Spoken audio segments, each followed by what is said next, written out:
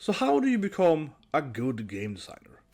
Or how do you become a good game developer in general? See, that's a question I got a lot in my last video. And instead of just answering very simply, oh, do this thing or do that thing or whatever, right?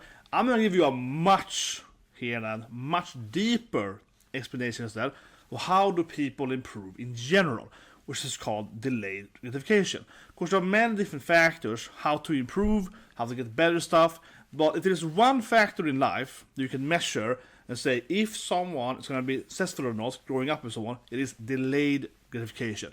That is the biggest number one factor that by far to determine if someone's going to be good at whatever, okay? So I've studied that myself. I give this lecture several times. The full lecture usually is about 3 hours, but as I make it much shorter here, okay? And usually I first describe different personality types and so on forth, right? But it'll be much simpler here and do a little bit more compact. But my point here is that instead of just giving you the answer, right, so to speak, in a simplistic way, I want to teach you how to fish right. The image here next to me, of course, is from blackmyth.com. So I really love this in here, right? It's the end of chapter 3, when, of course, they're discussing, right, the purpose of Buddha, Bodhisattva, how to reach nirvana and so on, right? And I feel I am just like Tenshan, that I agree with him, right, that humans can, of course, all reach Buddha, right? I believe that everyone can learn and improve, right? Where Yellowbrow is more like how can we just throw them into or out of the nirvana instead, right? He doesn't believe in humanity's, opportunity or whatever. For this video here, guys, I'm gonna explain then, of course, how do you improve this thing, what it comes from, how does it affect you, and while I try to make it mostly about games or whatever, like modernist, generally what I've said in this video here is true for everything. If you're gonna be a good, martial artist or soccer player or whatever, right? Or it's true for in all of the context. And like I said earlier, this is actually my one of my topic research fields. Okay, so when I was in grad school, I was always very fascinated, right? Like what makes someone good, right? What makes someone better than someone else, right? And generally, I was very fascinated because usually, if someone is really good at something, right, they're good at everything, okay? It's very rare actually to find someone that's a very, excellent whatever, right? And then they are dumb as rocks and everything else. It's actually very uncommon. Usually you have a guy with a PhD, then he can do everything else as well, right? In at least some skills, right? That's why I hate, this like super genius trope guy, where the genius character in the movie or anime or whatever, right, is super good in one subject, and then he can't boil an egg, right? That's the most unrealistic version of genius ever. People that are good at stuff are usually good at everything else separate. But they maybe aren't as good, of course, as their main subject. But the reason why, the underlying reason why, isn't because necessarily are they just talented, super smart people. No, it's again because it's delayed gratification, right? If you have mastered this skill, which is, again, a lot of religion really focus on this skill, Buddhism definitely focus on this skill, right? If you master this skill, you're pretty good at everything afterwards, right? Because then you can kind of achieve everything to at least a moderate level, wealth, education, career, whatever, right? So let's go into it, guys. Hope you video, subscribe, press the like button, right? And again, this is my topic. I used to research a lot back in the days, trying to analyze why someone is better at that.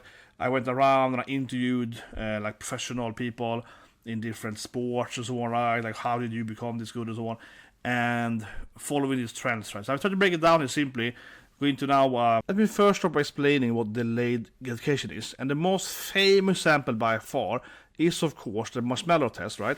Where you have a kid and you say, you want to eat this candy right now, and you can have it if you want to, right? But if you wait for 15 minutes, I will give you 2 candies, right? This is a very iconic test done by Walter Mitchell, super famous in the 70s in Stanford, and there's been a lot of studies course after this thing, right? But basically, you're testing this thing on a 4 or 5-year-old, roughly in that age, and you see that if they understand that they will basically, I would say that they're investment, right? You tell them that if they invest this one marshmallow for a certain over time, you get money back, right? Think of it as a stock market, we'll come to later video, but basically, right, if you invest money in the stock market and you wait enough time, you will then of course get more money in turn, right? And that's what this test kind of it's seeing if the kid understands it, right? I also want to point out, as a side note, because I read all his books, of course, and all the papers and so on, it isn't actually a marshmallow test per se. That's what it's been famous for, but that doesn't actually make any sense, right? Because what you actually do is that you ask the child what they prefer. So for example, you might have a bag of candy, right? So you can have the kid's favorite candy. Let's say it's a chocolate bar instead, right? And then you ask the kid, oh, what's your favorite? Blah, blah. Okay, chocolate bar. And then you say, okay, you want to have 2 chocolate bars if you wait, right, for 10 minutes, 15 minutes, whatever, so on.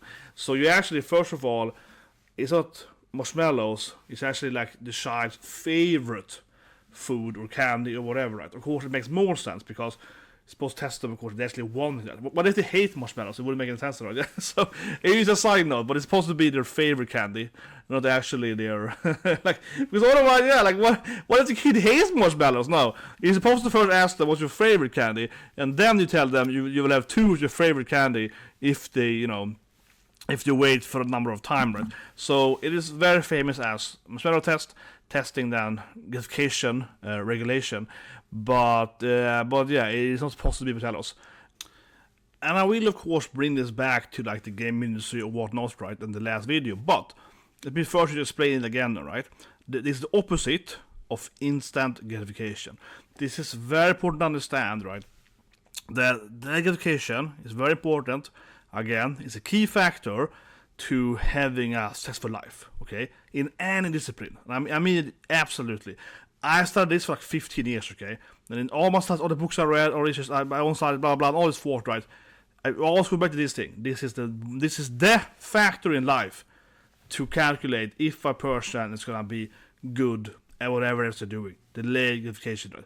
And of course, the opposite is true then. If the person has enormously high instant gratification, they will probably always be a failure in life. They don't have to be a failure. I'm not, of course, but oh yeah, they're definitely gonna be a failure problem. Because what this means, right, is that you can like delay desire. Okay, so for example, you have a test tomorrow at school, so you are studying, right, and then you have a party the next day. So for example, you might wanna be a party person at college or whatever, right? But it doesn't mean that you have to party just that night. You party the next day after the exam, right?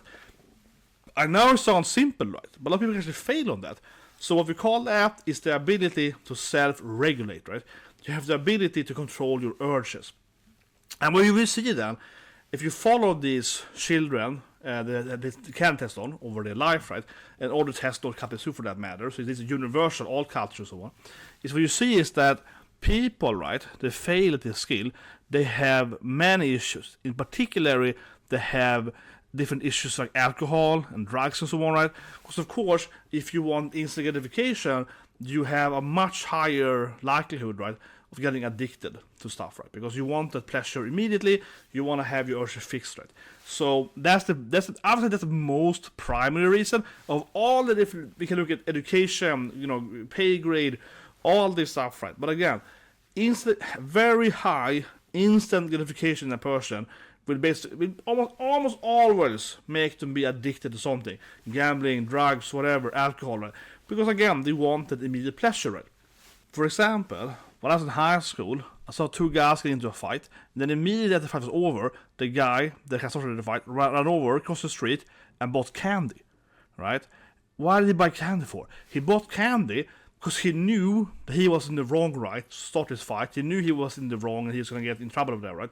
But he needed to pleasure himself, so he started buying candy, right?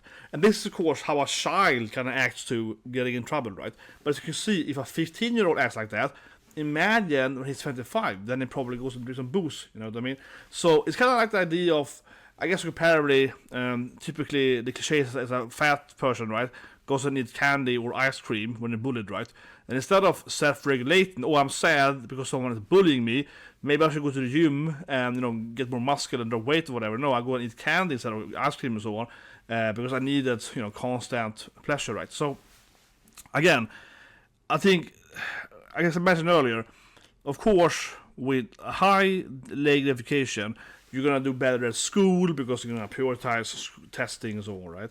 But I think, again, the biggest kicker, right, is that if you don't have this thing and have the opposite, is that you're gonna get addicted, right? You're gonna have addictive behavior, and having addictive behavior, of course, means that that's gonna affect everything else, right? You're gonna have, worse career because you get drunk and you miss out on an important meeting, and so on, right? I think that's the honestly, if you can break it down in details, that's the biggest kicker why, right?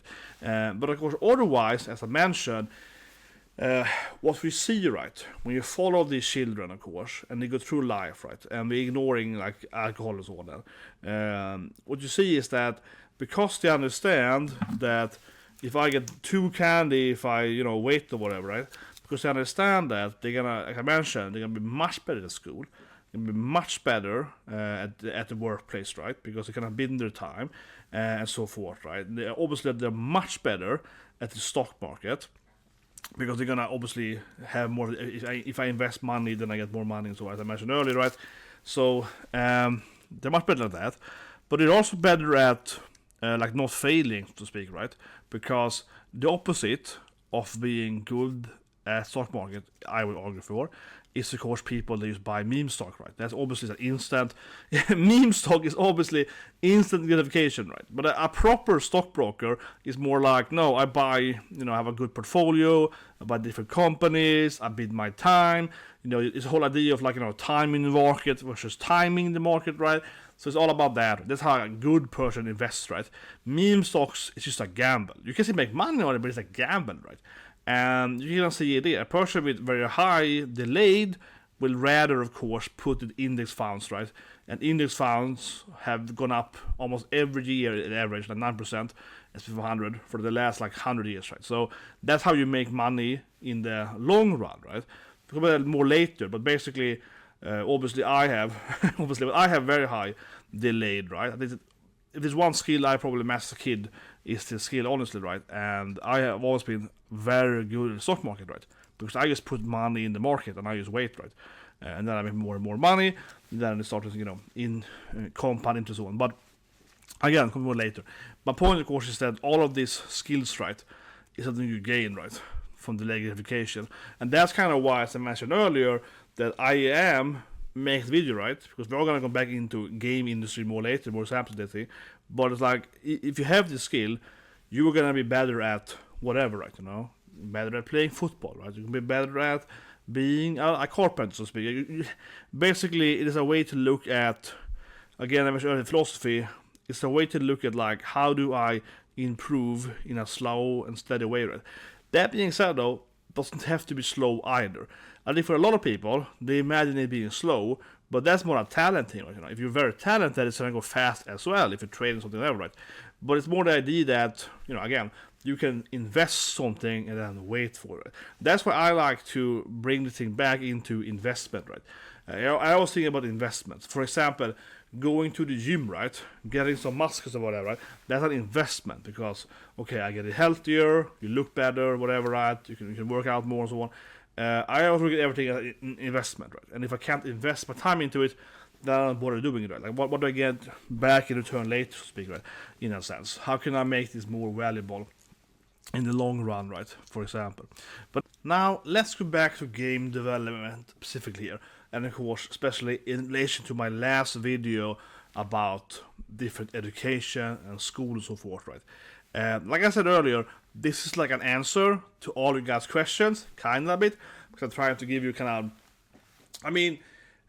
I like to, ask people in the comment section and so on, right? I want to help people, right, to get better. If anything in life, I also want to help people get better, you know what I mean? I want to help people improve, right? Also a big thing for me. So I like seeing that, but on the same time, it's very hard for me to make 50 videos, right, answering everyone individually. That's why I'm kind of like, okay, we're gonna make this broader term, right? Okay, how should your mind be? You know what I mean? But okay, how does this relate to my last video then, in a more specific terms, right? I mean, obviously, you probably understand what I'm coming to here, but the biggest thing, right, that I would say is that in my last video, I was discussing Yrkeshögskola in Sweden, which is the vocational school, right? Which then are terrible, they are very short, they're not proper theory, so YH is actually the perfect example, right, of instant gratification, as I've written there, because it really is the perfect example of it. Because, I mean, it combines two issues, right, of what this thing is. So it first combines, like, not actually understanding the subject, right. Again, yrkeshögskola, are the perfect example. I keep saying it, but I really want to hammer this point out. It is the perfect example of terrible instant gratification in school system, right? We are not teaching the kids, right, to actually understand the subject, like math or whatever. We're just telling them 5 + 5 = 10, whatever, but not actually how it does, right? You know, here's the formula to do this thing, right? So, for example, in like coding, right, we are not telling them how this algorithm actually works. How do you understand the thing? We're telling them this is how it works, you know, copy that code and do that, yeah. So these guys, of course, end up not having any understanding of the actual material, right, you know. So that's one way it exemplifies instant. And the other way is very short, right? And then in Sweden, for example, the pipe dream is to, you know, go there for 1.5 year. The second half year, you go to EA or Massive, whatever, right, Ubisoft, and then you work there, unpaid, of course. And then they like you, and the boss will hire you, nepotism, woohoo, when you get in there, right? Shortcuts, right? So it really exemplifies those two issues of instant gratification, right? Like, you know, very shallow understanding of the actual material, and also, like, instead of, you know, going the proper way of getting skills and actually good rep, whatever, you're trying to use nepotism, right? Trying to do popularity, trying to befriend the boss or whatever, to get, you know, get contacts, right? And then get in that way instead of actually getting in, you know, in the proper way, so to speak, by skills, right? So it really exemplifies, like, oh yeah, that is really gonna make some terrible developers, right? Obviously. So that's how it directly comes back to my last video. Now, of course, overall, as I mentioned, right, with high delayed gratification, you get better at school, right, you know. So, as I said in that video, how say it, because Sweden has, again, the free education, right, so you can pick any subject you want, and so some people said in my last video, it's the same thing, of course, in Finland, in Denmark, in Norway, right. In every country where you have free education, you're obviously gonna have this weird way where it's like, why didn't you just go to the better school for it? Why didn't you just go to the university? Obviously, because you know, it doesn't cost you more money, right? It doesn't make any sense. And of course, the reason why it's obvious is because they failed at high school, right? They really failed at high school. And my first point here is that if you didn't have these, like, really terrible, you know, vocational fake schools, right? If you only had the much more higher demanding university colleges, the game devs would basically either be forced to not become game devs, right? Or learn by themselves, I guess, fine. But they wouldn't be able to do it to school, like half-ass school for that. Or, of course, they would have to, you know, re-exam on high school, right? They would have to either be better at high school, or, you know, go back to high school, right? Or study and so on, or redo the SAT score. So you can do the SAT in like twice per year, right? So you can redo them and so on, right? Until you pass them, and then you get into college or whatever, right? And then you get a more proper degree. So by removing the requirement, right, for like a higher learning, and having this like middle thing in between, right, you're basically, you're basically allowing people that have terrible self-regulation, right, to still, so to speak, get a degree or whatever. But it's a fake degree course, it doesn't count. But I mean, you know what I mean? So instead of forcing them to either overcome the issue, right, but forcing them to say, no, we won't have this like half-ass shitty schools. We will only have good top universities with really high demands to get into. That is much better for everyone, because then it's like, well, either you won't get in, and then you have to get a job that probably actually fits you, right? You know, a job that you actually can do, right? Or you have to, of course, again, then study harder, get better, right? And then you get in, right? Which, of course, means that when you get out of that university, you have a much higher quality person, right? At least in the subject matter. But you get the point. So, by having these schools, you're basically allowing people, right, to stay in the wrong mentality, right? So, first of all, you're staying in the wrong mentality. That's how it comes back to it earlier, right? And, like I said, this is obviously a famous thing in religion, so let's talk about that. Historically speaking here, I think we can really see that most cultures, and this is again universal, we can see it in every culture basically, right, is that having high self-control, right, being regulating, saving your money and so on, right, is of course seen as a positive thing, right? I think in Europe, I think we most see it we call pious, right? I've heard pious before, right? It's someone that is, religious, someone that is devoted, someone that can save their money or whatever, someone that won't waste their stuff, right? That's kind of how we see it, I guess, in European history. But, so one of the 5 pillars of Islam is zakat, which is you should give money, roughly about 10% of money you make per year, to the less fortunate, right? So we kind of see this idea in almost every religion that, okay, you should be pious, save your money, not waste, right? And then, of course, help the less fortunate. This is a very classic thing, historically speaking, right? So I feel it's very interesting to understand that delayed gratification is an idea that like basically every big religion has had, right, for like the last thousands of years. And even more examples. Buddhism, of course, is very famous, right, for being very clear about material attachment, right? And like suffering is pain because you have this stuff and so on, right? But what it means, you said my video started there, talking about Wukong chapter 3, right, is that it's important to understand the exceptional idea of Buddhism and also Hinduism is that you shouldn't have, material gain or whatever. But not really, okay? No, I don't think you should have material gain. But my point is that the bigger lesson from the classic Buddhism isn't about money or whatever, right? It is about not doing stuff right now, okay? It's about not having, of course, instant gratification, right? And that's really what it's about, honestly, right? Because, of course, the true Bodhisattva, right, isn't trying to make money or whatever. The true person becoming a Buddha, right, the true enlightened person doesn't care about, owning a house or getting this or whatever. But the first step, right, of enlightenment, of course, is still to be able to say, I don't need it right now, And if you then think about Buddhism into stock market, the stock market is actually like the basic idea of Buddhism.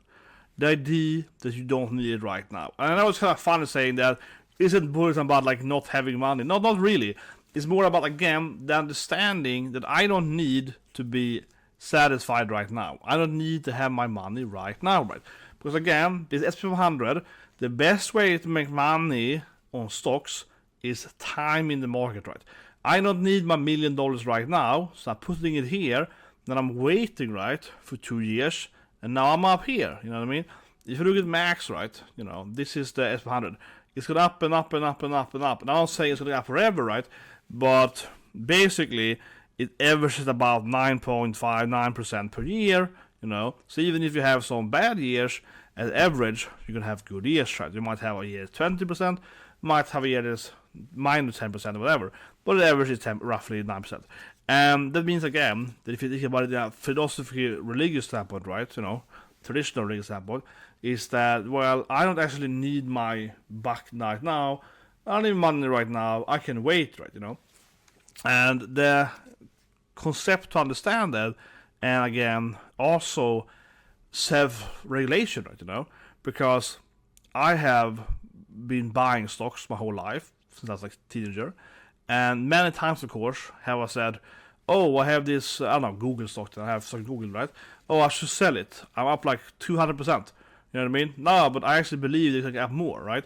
There's also a way to, again, be like religious, Buddhistic, right?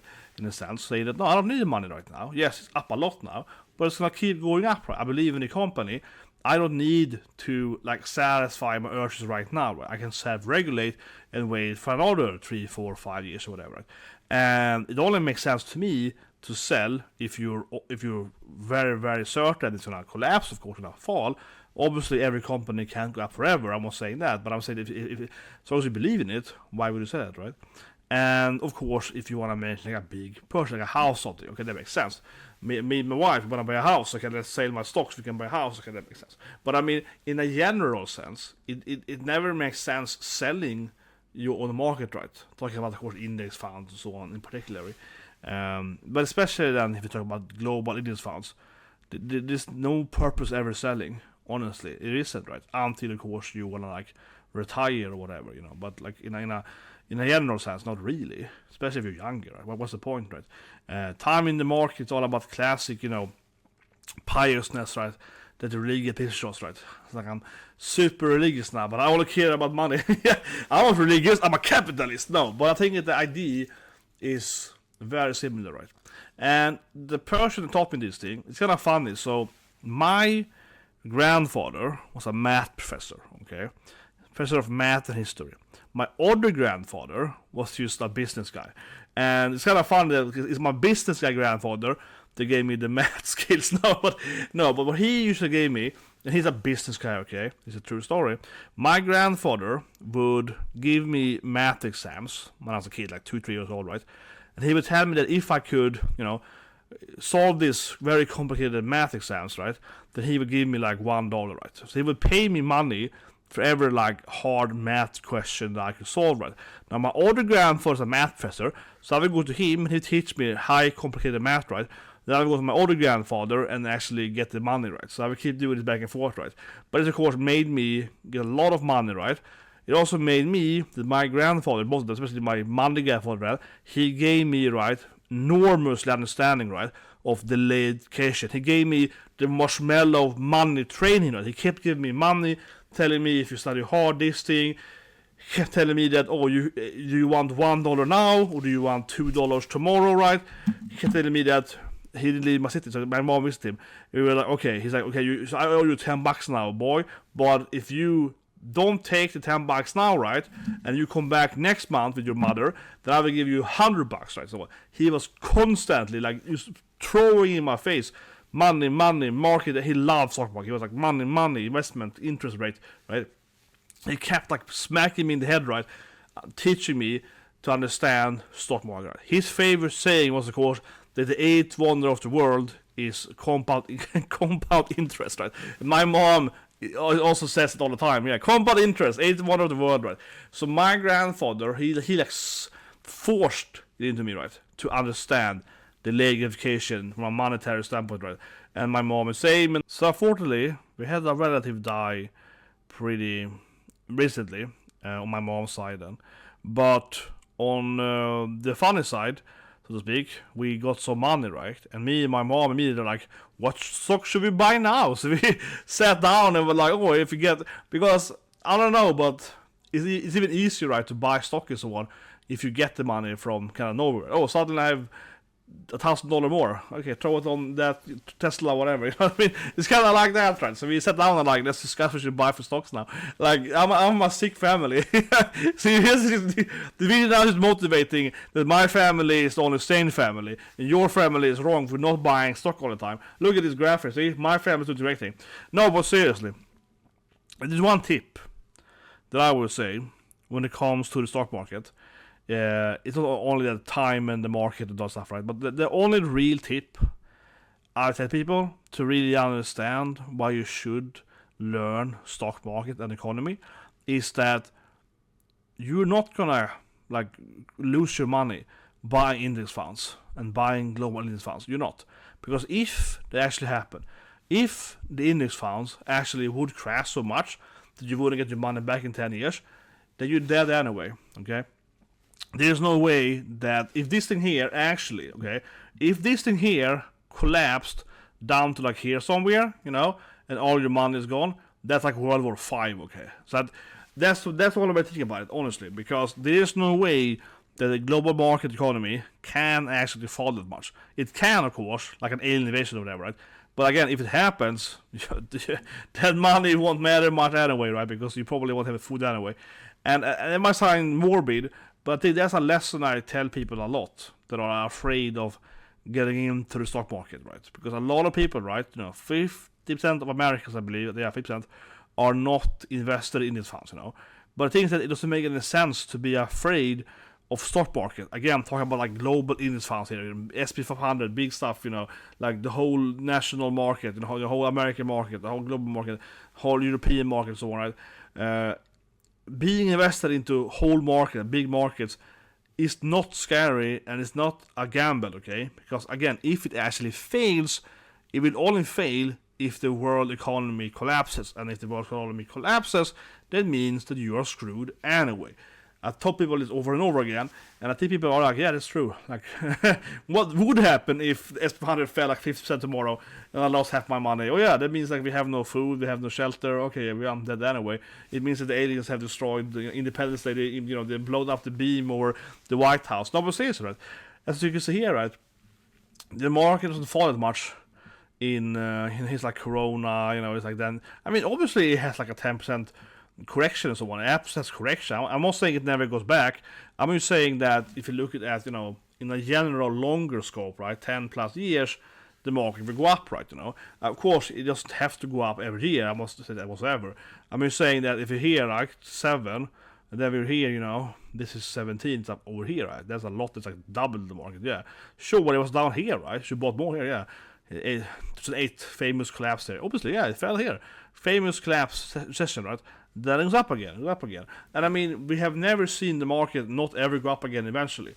And again, it might sound like, oh, but they can't be that easy. But it is actually that easy, honestly. People understand it is that easy. Because again, right, delayed gratification, the whole video is about how those stuff improve, right? Money, skills, and so on, right? Because the market grows all the time, because we have more and more people alive, we have more and more goods being produced, and so on, right? So the market has to constantly keep growing, right? And I know some people, communists, they will say, no, it has to stop sometime. No, if it stops, then we're screwed, okay? That's the way you can look at it instead. Yeah, look at it in other way, okay? Maybe the communists are correct. It can't grow forever. No, but when it stops growing, then it's gonna be way worse. So, okay, like now you should keep going at that. And on that side note here in the video, but I want to point out though, one of the reasons why left the economical standpoint, right, like communism, doesn't make any sense, is because of the constantly growing market, right? That means that it's actually capitalism that has brought, of course, poor people out of being poor, right? It's actually capitalism that has increased the wealth of the poorest people. Because effectivizing production, effectivizing industry, so on, effectivizing money means that poor people can have more stuff, right? So it's kind of funny because sometimes you hear people complain, right, that the rich get richer, and that is true. That the richest people on the planet are much richer now than like 10 years ago. However, the poorest people are also much richer. And we think about it that, yes, the difference between the poorest and the richest person is actually bigger now because of they get richer so much more, right? However, the poorest person is much higher up now from a base value, so it is much, much more valuable, right? And that's one reason why I am, of course, very much against most left-leaning economical ideas, right? Because a lot of left-leaning ideas, communists, they rather see everyone be poor, right? They don't want to have this thing be different. They want to have this thing, right? They want to equalize everyone on the middle, but it's much better for everyone if we're like this, but I am up here and you're down here, than us both being down here. This is just bad. Okay, we're equally poor. Oh yeah, fun. We're equally starving. Would you rather be somewhat rich? I am really rich. Or do you want to be both be poor? No, this is terrible. This is communism, okay? This is communism is that we're both starving and dying, okay? Capitalism is that you are middle and I am richer, you know what I mean? This is capitalism or whatever, but it's basically that no, capitalism is much better, okay? Side on the video, we're talking philosophy, so it's simple. But it's just so simple to understand why communism doesn't work. That's why it doesn't work. It's just so easy to understand. No, planned economy is terrible because it just leads to everyone being equally poor instead. Yeah, but that's what they want, right? It's terrible. But anyway, let's go back to delayed gratification and what caused it. Okay, so what's some of the causes then, right, for the lack of delayed gratification? I think it's very important to understand this thing, and this is something every time I do this lecture, as I mentioned, I have a much longer lecture this thing, right? It's about 3 hours. I usually do it for universities or for even companies, like going to Ericsson and giving this lecture, like a typical professor lecture thing, coming there as a guest lecturer. And this thing is always the morbid negative part, right? Because you always see some people in the audience being very sad, right? Or dissatisfied or whatever. Because, first of all, if you listen to the lecture and you realize that your kid is failing these tests, right? That's a bad sign, right?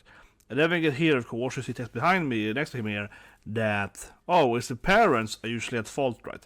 And then, of course, some people are also like, well, this is my son is terrible, it's my fault. Right?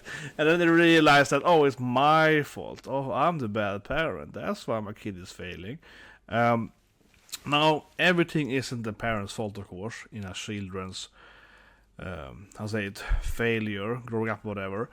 So it's all about the parents. Some kids are just bored like that, No, but it's about the parents. But when it comes to the lack of delayed gratification, it's almost always the parents' fault.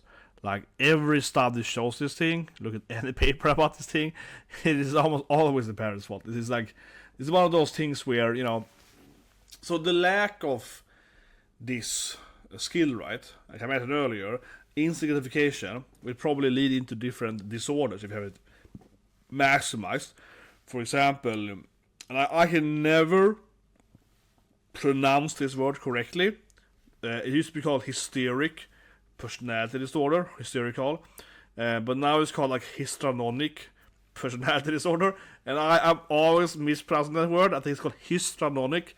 It used to be called hysterical, if you read DSM-5, but for example, hysterical personality disorder is a very common effect, right? Not having the gratification. So hysterical personality disorder is a person that is, of course, very promiscuity. Usually women that have this disorder, so they have much more, of course, intercourse with men, right? Obviously, a lot of one night stands and so on, right?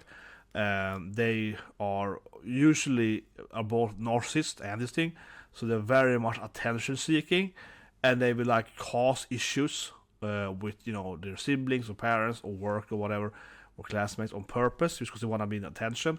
So they'd rather be in bad attention than having no attention. You understand what I mean? It's a very weird, especially if they're both narcissistic and hysterical, because they rather be hated than being nothing. You understand what I mean? So let's say they go to work and they will fight with people on purpose, right? Used to be in trouble because they want to be in attention, right? Obviously, that's a massive instant gratification desire, right? They clearly have no delayed gratification. For example, now of course I'm taking an extreme example here, but I mean that is usually what this thing leads to if you have no lack, if you have massive lack of it, if you have no regulation. As I mentioned earlier, emotional regulation is a way to look at it, right? So that's usually where it becomes some, especially if you're a woman. Then men tend to be more disagreeable narcissists, so they are probably more sociopathic, more psychopathic with this thing. But anyway, more important here perhaps then, right, is what is the cost then, right? How do we get here? So the reason we get here usually, and this also I hope will help you guys again with your development, right, as a game designer or whatever, is that okay, I might have this issue to some extent, right? And by looking back to my life, I hope you guys will learn something here now then, you might be able to think, how can I stop being this thing, right? Because you can of course learn and improve and stop being like this, right? To some extent. As I mentioned earlier, I'm trying to give you the Buddhistic positive view of nirvana, right? How can you leave the suffering, So the reason then that the parents are at fault the most, right, is because this thing happened. How to say it? I think the best way to look at it is the lack of trust in society. Okay, so because the parents lie to the kids, right? So when the parents are lying, for example, if your mother tells you, if you're nice, you will get ice cream. They don't get ice cream, right? So you don't trust your mother anymore. Then you go and someone tells you, if you are nice now for 15 minutes, you will get 2 candies, right? But why would you trust this person? Because your mom lies to you as well, right? So that's why it's almost always the parents' fault when a child can't handle delayed gratification, because they have taught their own children to not trust them, right? Their own parents, and they're certainly not gonna trust, other adults then, right? And this relates to school. They get to school, they don't trust the teacher. Teachers telling them that, well, if you study this thing and this thing, you will get an A. They don't trust it, right? Then they become adults, and they don't trust the stock market or whatever. Someone tells them that if you invest money, you get more money in return. But they're like, I don't believe in that. So it really is this massive issue, right, of trust, of promises when your parent keeps breaking that, right? So it is almost always the parents' fault, not always, of course, I'm generalizing, but by far, it is inconsistent parents, and the child isn't trusting their own parents, right? And like I said there, obviously, if you grew up not trusting your own parents, right, why would you trust a teacher, right, or whatever, a bank, a person? Because, I mean, who would you trust the most in the world? Well, usually your own parents, right, and then your siblings, you know what I mean? And I guess you compare it to, I have pretty good relationship, but I mean, I think a lot of people have, like, they're fighting with the brothers, you know? A lot of people grow up, right, are two brothers, and they fight a lot, and they punch each other and so on, right? And they have a lot of issues. But the whole idea of, like, it's my bro, right, is that he got my back, you know? Like, I don't have it with my brother, because we used to have a good relationship. We don't fight. But, for example, I have a very good friend from high school, and we used to fight a lot. Like, you know, physically fight, right, to some extent, with each other. We got angry, but also fought other people. Us, we like blood brothers, right? We used to fight a lot with other people. And that's very much the feeling of, like, oh, he got my back, bro.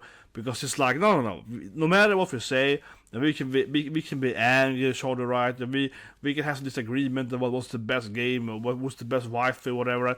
But at the end of the day, right, he got my back when something actually happens, right? That is trust, you know, right? I know he's gonna come in and fight for me. I even have an incident, actually, in 8th grade. I got into this fight, right? And I won the fight very easily, for that matter. My point is that I told this guy that I defeated. I told him that this shows you that you have no actual friends, right? He's a bully. He was a terrible person, right? He had lackeys. He had like 3 guys. They were like his lackeys, right? They were always there cheering for him to fight people, so on, right? But he was a terrible fighter. And what happened was that when I won, right, they didn't, you know, stop me. They didn't help him. They didn't stop you know what I mean? They just watched there because their leader, right, had fallen. But they were lackeys, right? And I told him this. I said, look there, that's my friend. He sat in there. And if it was opposite, he would come and help me now, you know what I mean? But you don't have any friends, right? You have lackeys. So your friends have no trust for you, because they're not actual friends. They're afraid of you, right? They're only following you. They're not actually being your equal, right? So as soon as you have fallen now, you know, no one's coming to save you, because there's no trust between you and your so-called fake friends, right? And that's a big difference between an actual person you can trust, right? When stuff happens, you know, in like a war or in a fight or whatever, right? Where you have someone that, this guy got my back, right? This guy, we're still friends. He lives, to share his name here, but he's a pretty high up in the American system. So he's, I should say who he is, but he's, you might see him on TV sometimes, whatever. He may go way back, right? We still talk almost every day, and you know, that's like a real friendship there, right? But my point is that, with the whole trust thing, right, you know, I trust this guy, and I trust that if I got in an accident or whatever, right, and if I got hit by a car, he will, you know, get on the next airplane and, you know, fly to my hospital, you know what I mean? That's trust, right? You can have a trust with friendship, right? But you can also have a trust, of course, with your family, and obviously your, you know, mom, dad, siblings, like I mentioned earlier. And that's why, long story short, I hope you get a point, right, is that if you don't have this trust, right? Because obviously, I same thing with my mom. Sorry, mom, but obviously, right? If I get an accident and I'm in hospital, obviously my mom will come and visit me, right? Obviously, I mean, my mom isn't, you know, she doesn't ask the mother, right? My dad will come too, of course. You know what I mean? I don't question that for a second. And of course, if my mom gets sick, I will go to her. You know what I mean? And this sounds like obvious, right? This sounds like an obvious thing. But yeah, of course, yeah. Which is your mom? She got cancer or whatever? Yeah, obviously. Like, it sounds super obvious, right? But that's my point. This isn't actually obvious for everyone, right? If you have really bad parents, you're not gonna go and visit them when they are dying, right, from cancer or whatever. You aren't, right? I'm not blaming you. I'm not saying you should. But I'm just saying that I hope you understand, right, why this is the biggest factor, right? The lack of trust for your parent is the biggest factor for delayed gratification issue, right? That's the only factor why. But of course, it's gonna be the biggest issue again, because if you don't trust your own parent, who are you gonna trust? You know what I mean? And I think about that. I don't want to spoil here, right? Because now I'm gonna jump into some nerd stuff here, right? But if you see my reaction, and I was crying here, right? But if you see my reaction to Mushu Tenshi, with of course Rudy and his father Paul, right? And that's like one of the best relationship ever, I think, in any storytelling between, you know, a son and a father, right? Because maybe it's just relatable because Paul is exactly like my dad. He loves dual wielding as well. But my point rather is more that Paul is like the best written father that I think I've almost ever seen in fiction, because he's just a relatable, like actual parent, right? Because he's not a good parent. He's just like a bad parent. He's overall a pretty shitty parent. But the reason why I like Paul so much for marriage is many factors. But the biggest factor is this trust in it. It's why I love Paul so much. And I get sad now because, and also he's like my dad. But because Paul is just like my own father, right? In the sense that he's not the perfect father. He's a pretty terrible dad in many ways. He's not the worst thing ever. But he's like, you know, he's like a mid-tier father, right? But I still have this like trust for my dad. I still believe that my dad would like die for me if it really had, if he had to, you know what I mean? Like I still believe that my father would still do the ultimate sacrifice for me, right? You know? So even if he's like a kind of questionable father, too much dual wielding and so on and so forth growing up, right? But at the end of the day, right, he's like, well, he still is like, this is my son, I'm gonna protect him no matter what, right? And that's the beauty of Paul in Mustenshi, that he's like willing to, even if he's like a pretty meh father, right, across his life for all the years, he still has that, you know, the trust, right? You know, he has the emotional trust to always like, okay, I'm gonna, you know, do this for my son no matter what, right? Like this is the kind of, maybe it's honor, maybe it's whatever, but it doesn't matter what motivates the parent, but that's kind of what you want in a parent, right? You know. And again, my father, for example, could have been a better father overall, right? You know what I mean? Obviously. But I would still rather have a father who is like mid-tier, right? Across overall, but then I can trust him, right? Then a father that is very nice and perfect or whatever, but when it comes to actual issues, right? He's just run away, you know what I mean? Then you're rather happy you can trust, right? And I was talking to one of my colleagues, actually, about this yesterday, and talking about, you know, going to war or whatever, so to speak, right? And I found interesting that it's kind of same thing there, right? Like, who would you rather have in your party, so to speak, right? And talking about going to like an actual, like, we're gonna join some army here, right? Who do you rather have? Do you have the person that is like overall kind of talented, but then they will betray you? They won't betray you as it like actually backstabbing you, but they will just leave as soon as the enemy arrives, you know what I mean? They have like no, it's called conscientious for your army. Would you rather have the person that, you know, got your back? Obviously got your back, right? But we're talking about, it's called the big five, right? Openness, extrovert, and so on, right? And our discussion was mainly about people that lack conscientious, right? And my point out to him, right, was that I can't, you know, I don't like working with people that have no conscientious, right? Because again, I can't trust them, right? I can't trust them.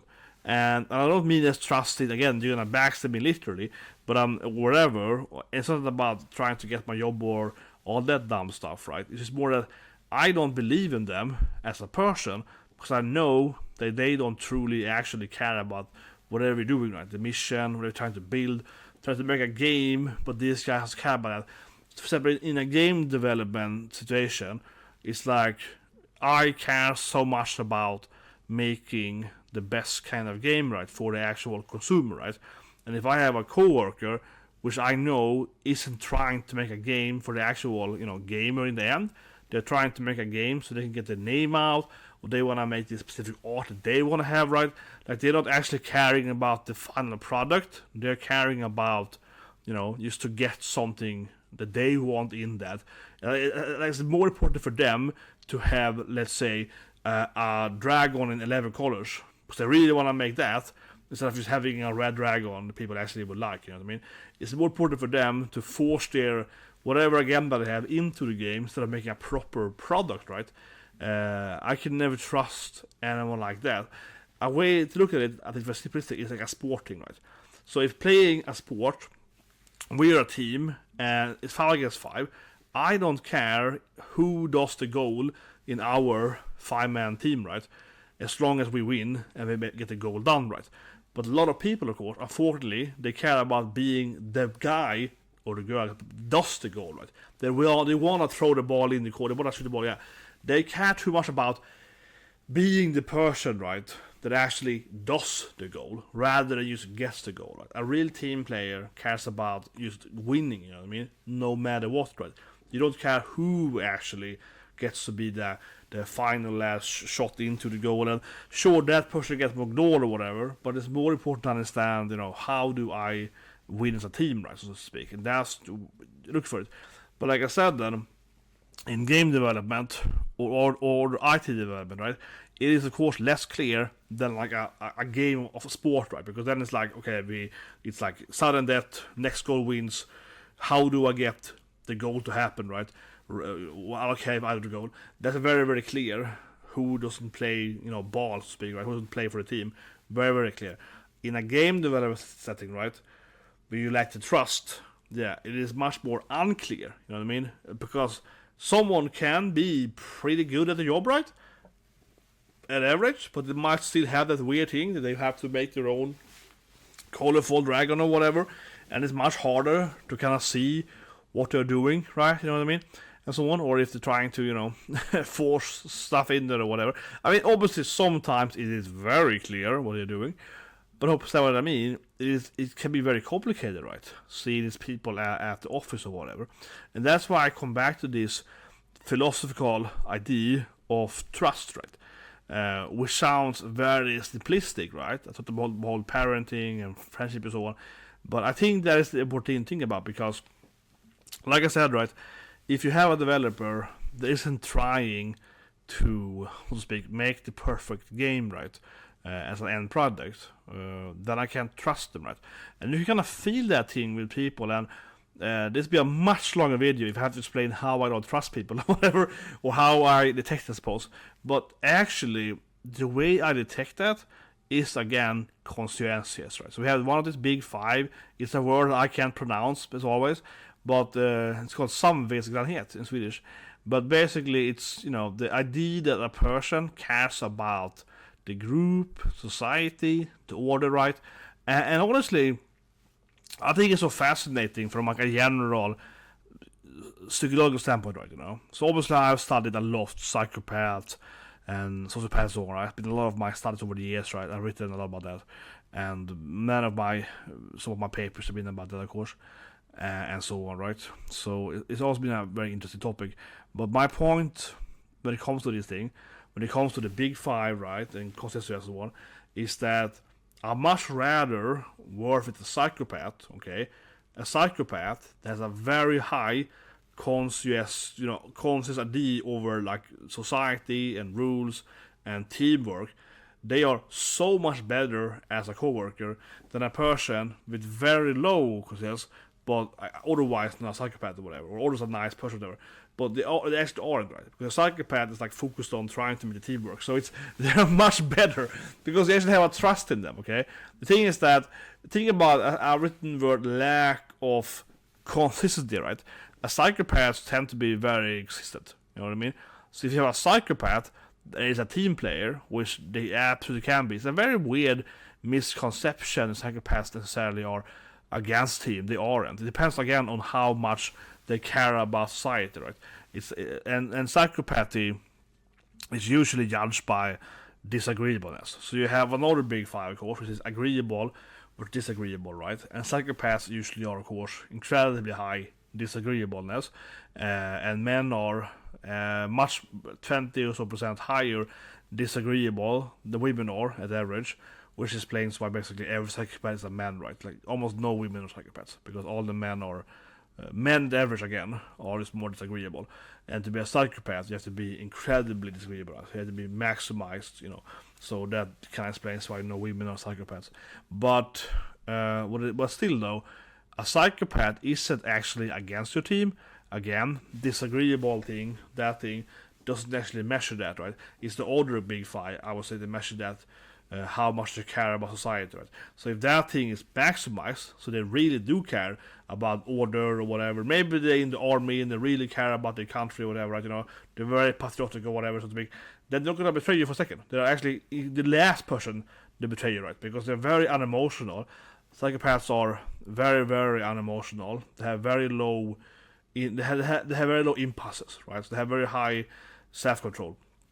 And if they then again care about the army, so to speak, care about the country, or whatever, right? They're never gonna betray you because they're obsessed with that idea. Right? So it's interesting because the people that, like I said earlier, they kind of get into this positioning would have these lacks, right? Like I said, usually based on parent issues, right? They tend to get into this, like I mentioned, for example, histrionic personality disorder. Other disorder might be, they usually will have some kind of narcissism, which is interesting again, because you could definitely be a narcissist and not be a psychopath. So they get more in that thing, right? I think, like I said earlier, if you have this to an extreme degree, probably the most key aspect is the attention seeking, right? And like I said earlier, attention seeking, even through like self-destruction, right? Like they're willing to self-destruct as long as they have the attention.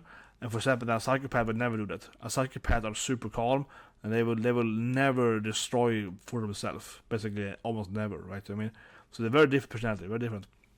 Actually, yeah, in that sense, right? But that's probably the extreme version of it, right? Where you're willing to self-implode, self-destruct, whatever you call it, as long as you get your attention. Exactly. But again, it comes from this thing, right? And also probably, I think, I mentioned in the course several times that the parents are usually at fault, right? And it's kind of like, not only is it based on that the parent lied too much, or is, not consistent or whatever, or is generally kind of, like I mentioned, they're unsafe, lack of structure, society, and all this stuff, right? Live for the moment.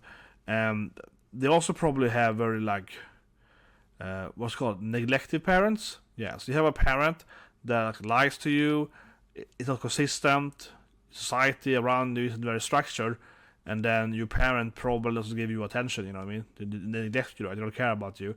That's why they lie to you to begin with. So there is no real, for me, as a scientist in this topic, right, behavior scientist, there is no real question why people at the far, that lack this attribute, why they end up as they do, right? As I mentioned too, especially histrionic disorder, which is an extreme version then of this thing, right? When you really lack it, women usually then become, very promiscuity, right? So and that of course leads to a lot of intercourse, and so it's a very typical. I guess you could if I'm gonna tropify it, it is very much the girl with the daddy issues, right? Yeah, the girl with my father never loved me, he never gave me any attention, he lied to me, he was an absent father, right? Yeah, it really. If you boil it down, I'm really describing girl with daddy issue, aren't I? Of course, it's much more complicated than that, and it might take different forms. But that's kind of what I'm describing. If I have to trope it, a lot, right? A lot of tension, a lot of one night stands, a lot of that. Drinking a lot, partying a lot, failing at school, right? Yeah, it's that's really what I'm describing from a female standpoint, right? Men with this thing probably tend to get more sociopathic, right? Men will tend to seek attention through. I think with men, it's probably more noticeable. This is also, again, very important, I guess, for the gaming industry, really much so, especially, or other works too, but especially gaming industry. I think that men that lack this, they will have very low self-esteem, which was a very common thing for narcissists, but especially this thing here, right? So they will have very low self-esteem. So for them, you can probably see it through, like, they're obsessed by getting acknowledgement, right? And it kind of comes back to what I said earlier with these people, right? They're going for these, like, very quick, like, can I get out of, very, very quickly while I get into the game industry. I don't want to study, I don't want to learn, I just want to get in immediately. I want to befriend the boss and, I just want to get it fast, right? I think they tend to have then, like I said, low self-esteem, right? So it's very important for them to get honor, get glory, right? Work on the correct, in this case, game then, right? And very important for them to, like, steal. So they will, like, steal your IDs, right? They will take someone else's ID. They want to have, acknowledgement. And the thing is that because you lack this thing, right? Because you never learned to regulate and understand how to make money properly and how to save money and that stuff, right? It doesn't really matter for them if they take someone's ID, right? Because if they steal your ID, they don't care, because they see their life as, very, very, very, very fleeting, right? They just want to have the, oh yes, you're so good right now. They don't care about learning or understanding or building up some trust or building up some actual rep, right? So I think there's a reason why they will steal a little someone similar stuff, because they just want to have that, again, attention immediately, right? And they don't care if they themselves understand what they stole, right? So it's very shallow, of course, because they don't actually. That's something that's kind of funny, because obviously I have seen this kind of personality trait a lot in the game industry. It's probably, again, also much more common in the game industry, right, than the actual other industries. And I think that is such a tragic thing too, because I've seen it a lot, right, where people steal, like, my IDs or someone else's ID, and almost always when they do that, they don't even understand the ID they stole, you know what I mean? Because they're so shallow and they're so just focused on, like, getting the acknowledgement immediately, right? They don't even understand, like, I always don't understand, but I mean, they don't even, like, spend the time and effort to learn what they stole, right? So they really present it. So of course I have many stories of people doing stuff like that or similar stuff when they kind of have taken a leave or whatever, and usually in the end, of course, blowing up in their face, right? Because usually they get exposed pretty rapidly afterward, because it's like, well, okay, and usually they fall because it's like, well, that's also why it's so unstable too. And like I mentioned earlier, that we go way back in the video, even if they are not, like, alcohol issues or drug issues or whatever, right? Even though it's a very common issue that people have, right? Like I mentioned, the candy thing, I take example of that, right? Get into a fight. What do I do? I'm a child. I go and buy candy to, seat my urges, right? I go and, like, take care of my own, like, endorphins immediately, instead of, let's say it, taking care of my issues, or, like, admitting that I was wrong or whatever. No, I'm gonna go and, like, eat a lot of candy. I buy, like, candy for $50, eat candy all night.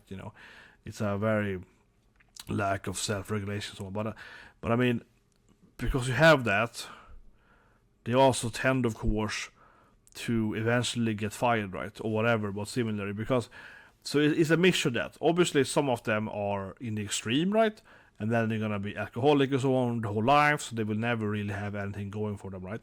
Obviously, but the one that have it in more control, or they have it in a less, this, like, oh, I'm liking this thing, they of course will end up in those stations, right, where they have, like, stealing IDs, or they're fighting for no reason or whatever. So they end up in this, like, really weird, place of, like, pretty hard to employ them, right? And then, of course, my point is that this goes back to them, losing the job or and so on, right? So it is, again, the biggest point of success rate. It really is, right? Because first of all, like I said here, right, you can measure the reverse, right? You can measure how much instant gratification it really messes people's life up, right? And like I said, that they fail and they get into this thing. And all the stuff I haven't even mentioned, but it's kind of obvious, I suppose I would say, is that all the stuff instant leads to isn't just, of course, like promiscuity, but it also, of course, leads to, like, teenage pregnancy, of course, or much more common. It's still much more common, right? if you like this thing, and stuff like that, like, children out of wedlock, obviously a lot of that single moms, right, and so on. It obviously also leads to that stuff, right? And that, of course, also a massive indication of, like, a general monetary issue in life and so on, right? It's very, very clear, and I think almost every study on this thing is very clear that almost everyone that is, like, moderately wealthy, and I'm talking about, Elon Musk, I'm talking about, like, average person working, so to speak, but still getting some kind of money, right?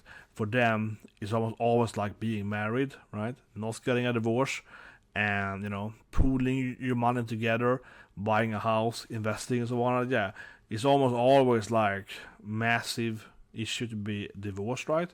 Or to be single forever. But it's better being single than being divorced, I suppose, economically speaking. But it's like a lot of those stuffs are very, very clear, right?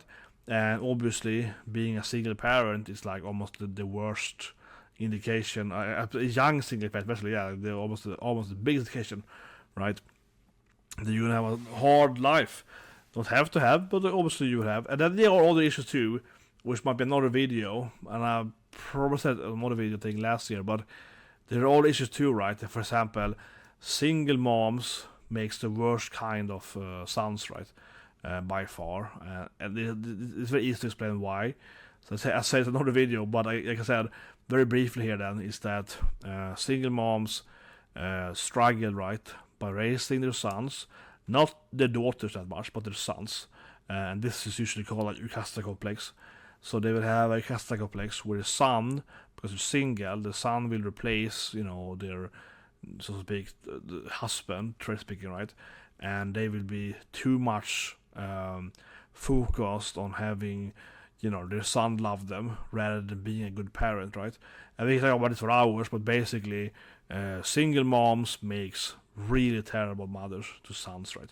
Where like a single dad and a son, it's like 10 times better at average, much better.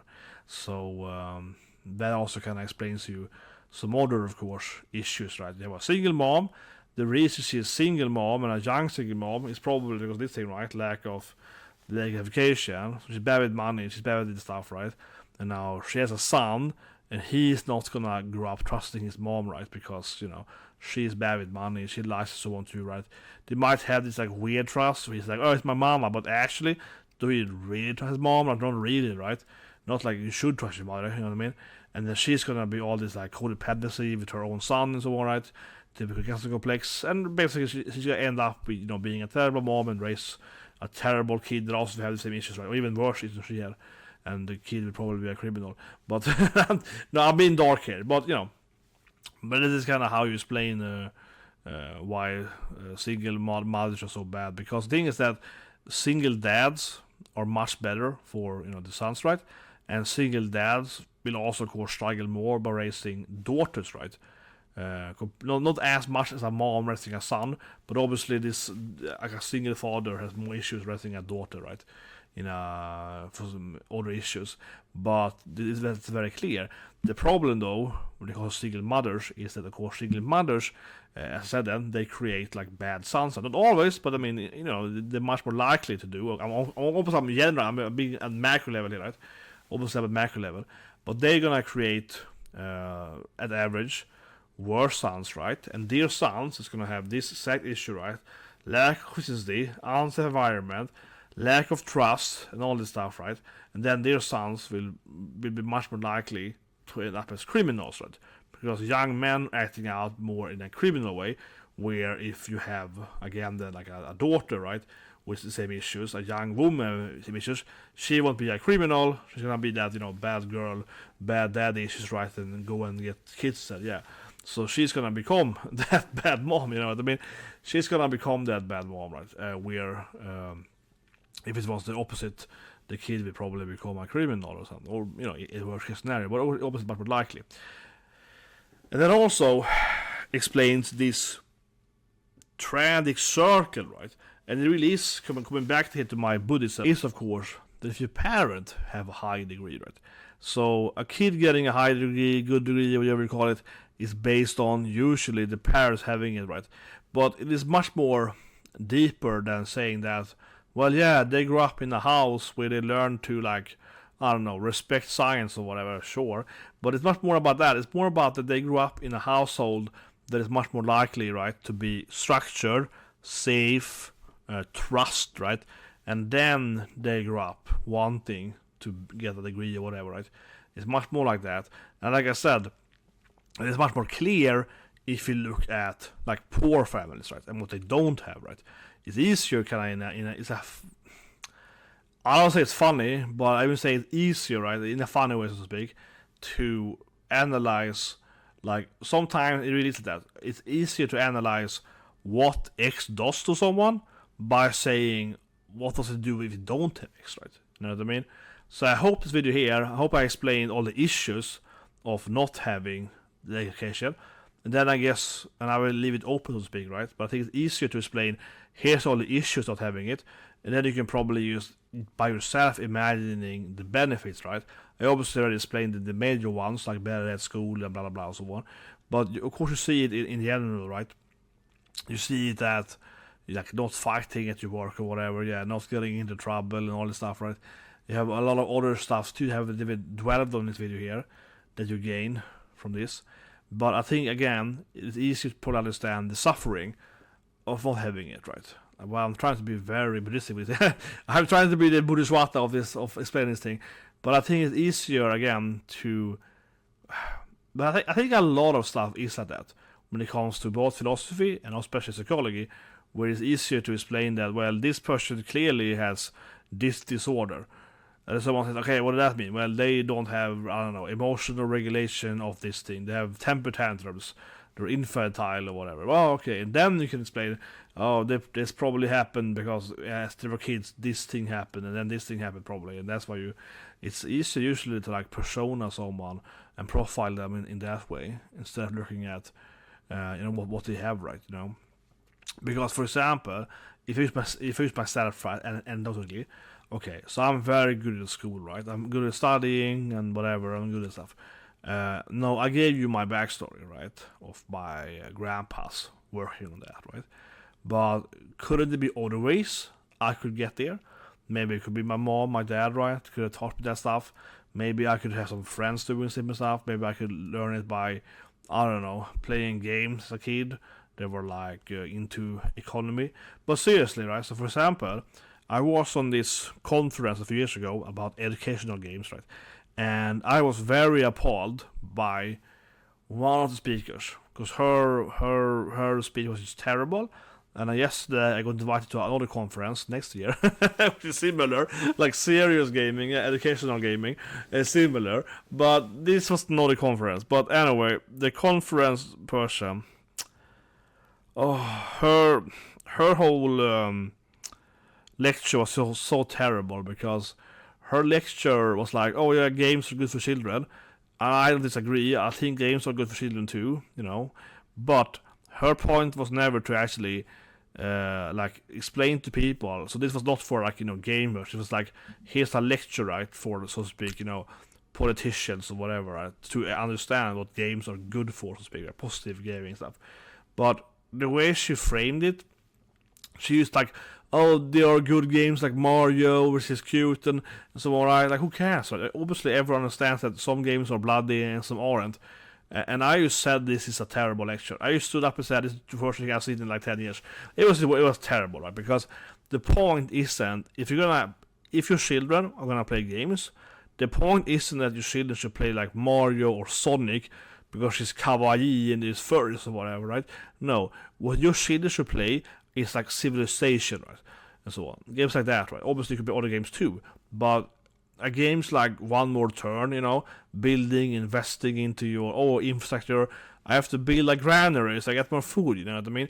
That is much more educational than playing like Mario. It really is. It's very easy to actually understand what games are good for children and which aren't, right? And it's not actually about the whole bloody games with bullets in it. No, it's more about like what games will teach a child, right? Valuable mindset, right? For example, that investing into buildings and structures, right?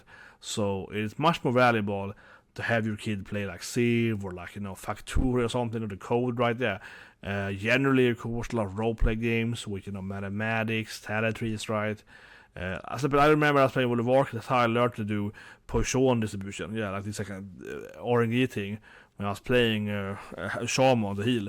It was like a very complicated healing MP5 return rate per crit or something. So I remember I was this before I went to college, and I was studying like I was reading up on like potion distribution, how it worked, right? And read a book about that to calculate my healing like click rate and MP5 things on crits, right? And then I went to school or college, university, like 2 years later, right? And I was like, oh yeah, I already know this because I had to calculate the move. Like, you know what I mean? That's how you learn stuff. No, but seriously, right? That's how you learn stuff, and that's I think it's very poor, unfortunately, right? In society today, that is very, very clear what games are actually like useful for kids to play, right? And it's not those games that are like, again, because of their visual standpoint, right? No, of course, there are the games that will teach you, like I mentioned, mindset, but otherwise, it's a game, for example, be, coding or whatever, right? And it's obviously, those games are pretty popular, right? Teach kids to code, right? But we can teach kids all the stuff by gaming as well, right? So I'm just saying as a side note. But her lecture then, as I mentioned, was just one of the worst things I've seen in my life. Because it was all focused on like trying to like just convey the idea that some games are like family friendly. Yeah, sure, everyone knows that. And honestly, it was kind of appalling too, because even though most of the guests there were, not like, me being an expert, right? But just random like politicians, whatever, business leaders, whatever, they're not stupid, right? Like, okay, they're not that stupid. They understand that you have games like Nintendo and then you have this thing. They understand that. This is a point to mention them. So I don't think anyone liked it, but yeah, it was very stupid because she kept saying that, oh, this is a list of games kids should play. I was like, no, they're all terrible. I mean, sure, they're family friendly, but no, they're terrible because these are all instant gratification games, so they're terrible at this. Anyway, my point with this story, right, is that it is harder to tell why someone has this skill. I mentioned earlier, it's hard to understand why someone has a skill, because, for example, you could have learned it from a proper game, right? If you played Civ, you could learn how to invest so on, right? You don't need to have like my grandpa, right?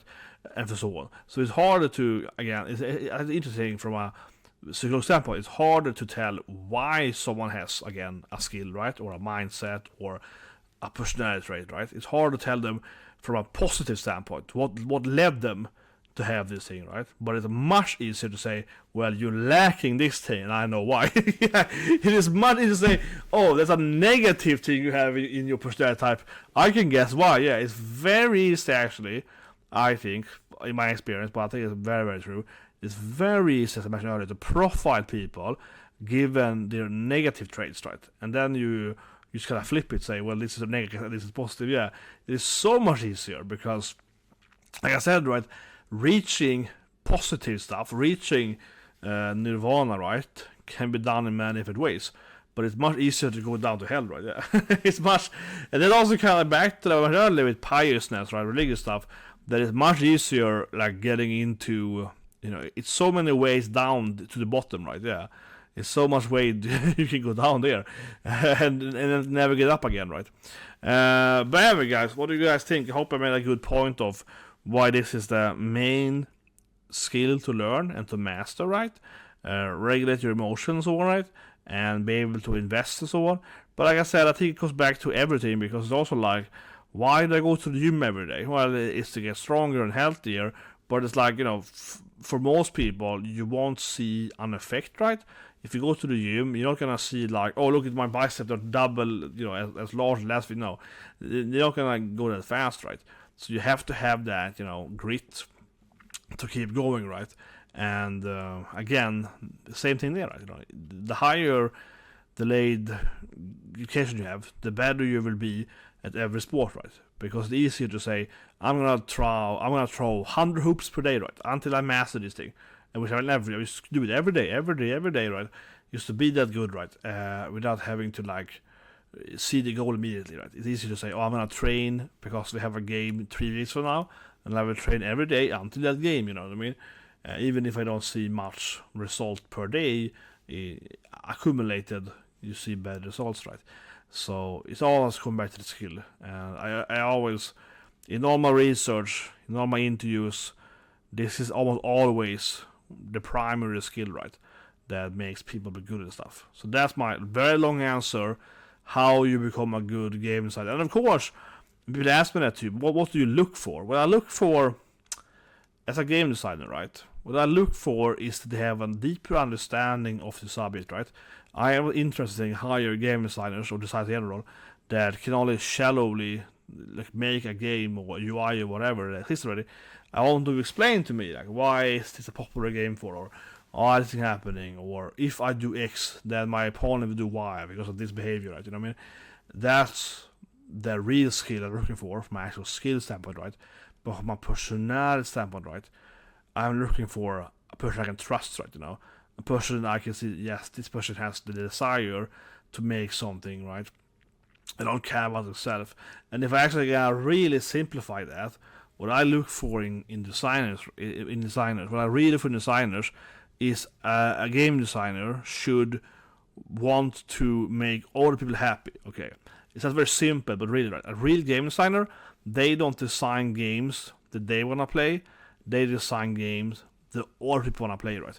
And what I mean with that is that you should find the enjoyment of making a great game and then having someone else play it, and then, you know, dying on this boss, or and then beating the boss, they get happy, and you're like, yes, that was a great boss fight. That's what you should be happy about. You should be happy to, you know, observe and watch all people play your game, right? So I never hire anyone for designer if they don't give me that spark. If you don't give me that spark, then you're showing me that you care about observing people when they play your game, right? Because the thing is that, honestly, right, a lot of developers, like coding-wise, they don't care about that at all, right? But it's fine because they're coders, but really though, so most coders, not most maybe, but some coders, they don't care about that. They don't care if the game sells high numbers, right? They don't care if the game gets popular, because their enjoyment is like to make the code, right, and make it run, and there's no bugs, it's optimized, whatever, and they can do it by themselves. They don't actually need any customers, right? But a true game designer doesn't necessarily want to have to sell bills of copies, so to speak. But it's like, I want to make a game and have this, you know, secret in the game, and then it's really hard to find, and then someone finds it and makes a video about that and explain how it's complicated, blah blah blah blah. That's fun for the designer, right? Or like, as a designer, you make a reference maybe to your favorite movie or your anime you like, whatever, right? And then someone runs on Reddit, oh, I see, that's a reference to taking Super Girl Lagan. You're like, this guy got it, you know. I mean, that's fun for the designer. He got my Easter egg, you know. That's kind of the designer you're looking for, right? That wants to be happy, the people are happy playing the game, right, for whatever reasons. You never want to have a game designer that is like, oh, that's what I made the game I want to play. That's terrible. That's terrible. Sometimes, of course, it can overlap. Hopefully, that's the best part, of course. If you can overlap and say, I want to make this game, and people are going to like it, and now I want to see people like the game. But again, you never want to hire or work with a game designer that you know isn't actually interested in how other people are going to touch their games. That being said, though, lastly, you also don't want to work with designers who have no vision, okay? They have to have a goddamn vision. You don't want to have a designer, for example, that is like, oh, I do what people tell me. No, that's even worse, basically. No. You want to have someone that is like, I want to make this game, and if people dislike it, that's their fault. You know what I mean? That's better, yeah.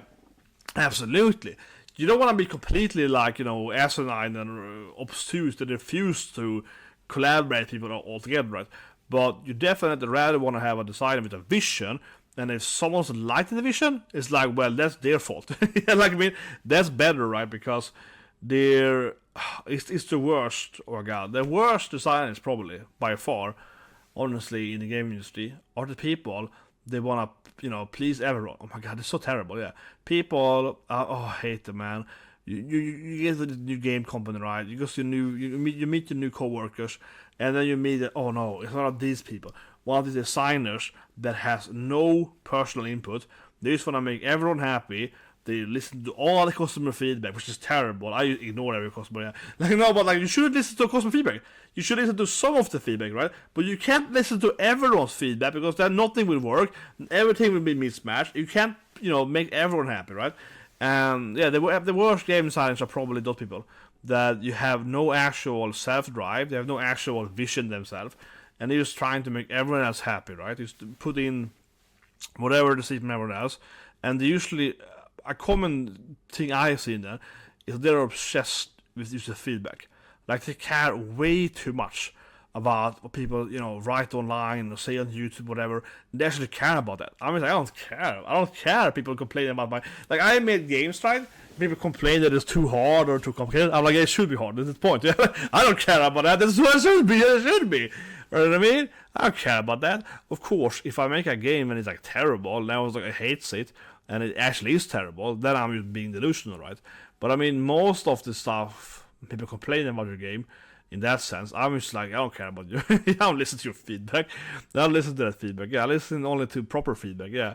No, but seriously, like, you can't at all listen to, like, all the customer feedback on, like, a game. It's dumbest thing ever. So that's probably the worst signers. You're trying to make everyone happy, listen to every one of these, and those ideas and those concepts from the customers are gonna mismatch, right? Because you can't make every customer happy, because you can't. For example, you might get 2 emails, right? It's like, warrior is too powerful. Email A, email B is like warrior is too weak. It's like, yeah, sure. How do I make both happy? I have to buff nerf this warrior. You know what I mean? Doesn't make any sense, right? You have to have your own vision, say, warrior is supposed to be stronger because hard to play, right? The end, for example, I have definitely made it in my life. It's like, no, I'm not gonna nerf this weapon because it's hard to play with, and very few people actually play with it correctly. So I'm gonna keep it as stronger because I need something to be stronger too. That's a bit of a high risk, high reward thing kind of going on. So no, this is my vision. I'm gonna keep it stronger. Sometimes you have to also actually keep stuff imbalanced. So I said, no. As a side note, I like games that are like balance in imbalance. I like when every character can do crazy stuff, you know what I mean? I like when everyone can do like a full live combo, so to speak. So this is more my philosophy and more detailed, but in general it's like, no, I don't want to make everything happen, right? So there are a lot of different false things to fall for, but actually I think that the person that tries to pleasure everyone is not the same personality as like hysterical, personality disorder, or histrionic or whatever. But there is some overlap with that. It's also an interesting, behavioral issue, right? Where it's like, why do you want to make everyone happy all the time for? Like, why can't you handle? I always say this to people, right? If no one hates you, you haven't lived, right?